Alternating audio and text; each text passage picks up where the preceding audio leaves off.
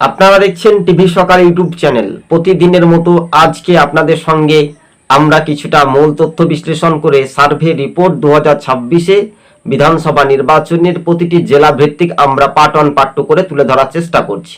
যারা পশ্চিমবঙ্গের আপামর ছোট বড় আপনাদেরকে জানাই, মানে আমাদের চ্যানেলটি একটু ভালো করে মনোযোগ দিয়ে দেখবেন, স্কিপ না করে। চলুন, নদিয়া জেলাতে বিজেপির একটা দাপট রীতিমতো হিন্দু এলাকাতে দেখা যাচ্ছে।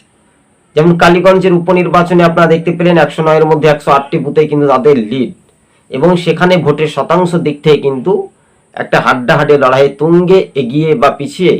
তখন বিজেপি কয়টি আসন জিততে পারে? 26-এ সব কিছু ঠিক থাকলেই বিজেপির দাপট। তৃণমূল কংগ্রেস কয়টি পেতে পারে? বাম কংগ্রেস জোট তারা কয়টি আসন জিততে পারে? সর্বনিম্নভাবে এটা একটা পরিচর্যা হিসেবে আপনাদের সঙ্গে যখন আমরা তুলে ধরছি, তখন পশ্চিমবঙ্গের রাজনৈতিক চিত্র একটু অন্য হতে পারে। নবান্নর 14তলা বিল্ডিং, রাইটাস বিল্ডিং কাদের দখলে যাবে?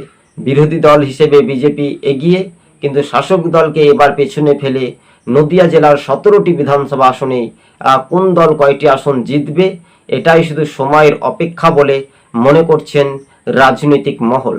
তবে বুথ ফেরত জনমত সমীক্ষার ইঙ্গিতে বলছে সম্ভবত বিজেপি তারা 9টি আসনে এগিয়ে থাকতে পারে।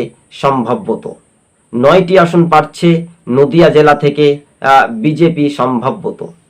অন্যদিকে আমরা যদি পরিসংখ্যানটা দেখি, তাহলে বাম কংগ্রেস তারা জোট মিলে 3টি আসনও জিততে পারে, না পাওয়ার কোনো কারণ নয় সম্ভবত। এই মুহূর্তে সেটাই এবার রাজ্যের শাসক দল তৃণমূল 5টি আসন পাচ্ছে। তাহলে কি বিজেপি এগিয়ে?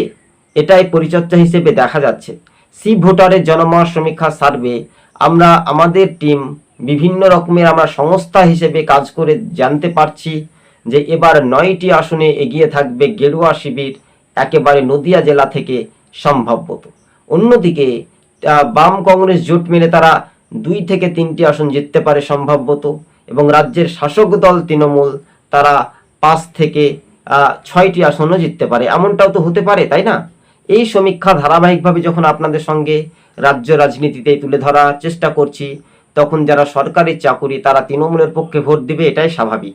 যারা লক্ষ্মীর ভাণ্ডার পেয়ে যারা বিভ্রান্ত হচ্ছে যে আমাদের লক্ষ্মীর ভাণ্ডার সরকারকে ভোট না দিলে তৃণমূলকে আমাদের বন্ধ হয়ে যাবে, বাংলাতে রুটি রোজগার নেই, কর্মসংস্থান নেই, বেকারের কাজ নেই, এই প্রভাবগুলো আপনাকে একটু দেখতে হবে। ভালো করে মনোযোগ দিয়ে শুনে রাখবেন, তাহলে আপনারা নিশ্চিন্তে বুঝতে পারবেন যে নদিয়া জেলার প্রভাবটা সংখ্যালঘু মানে এলাকায় সেখানে তৃণমূলে একটা দাপট হতেই পারে, তাই না? আজ আমাদের ছিল এই পর্যন্ত প্রতিবেদন। হিন্দু এলাকায় বিজেপির ঝড় উঠতে পারে পশ্চিমবঙ্গে, এমনটাই সি ভোটার জনমত সমীক্ষাতে বলছে। ধন্যবাদ।